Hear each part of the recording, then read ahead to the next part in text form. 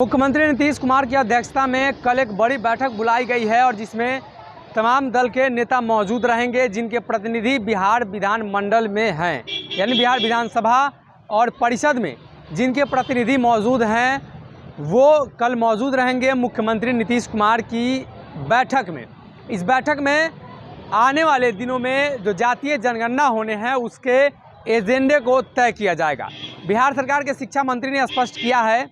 कि जातीय जनगणना को लेकर पहले भी बातचीत हो चुकी है और अब एक बार फिर से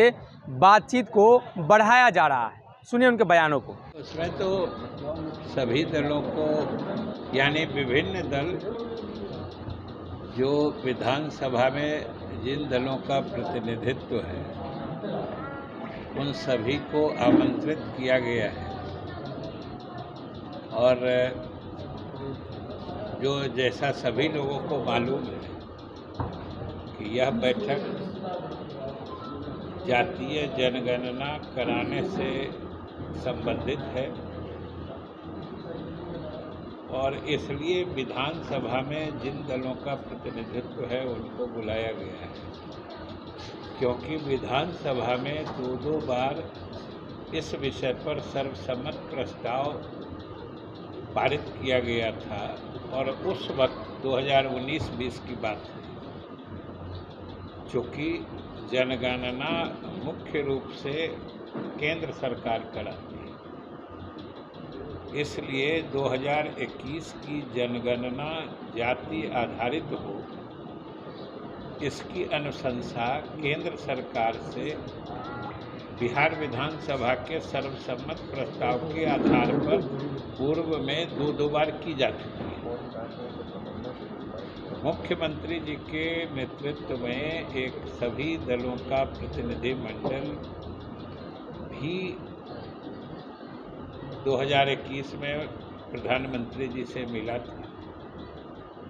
लेकिन केंद्र सरकार ने सारे तथ्यों की समीक्षा करने के बाद ये बताया कि मामला चूँकि विलंब हो गया है और पुराने तरीके से ही करने की बात बहुत आगे निकल चुकी है, इसलिए अब इस बीच उनका फॉर्मेट बदलना ये संभव नहीं है, इसलिए केंद्र सरकार ने इसमें असमर्थता जाहिर की। साथ ही साथ उन्होंने यह भी कहा कि कोई राज्य सरकार अगर चाहे तो अपने स्तर से करा सकती है।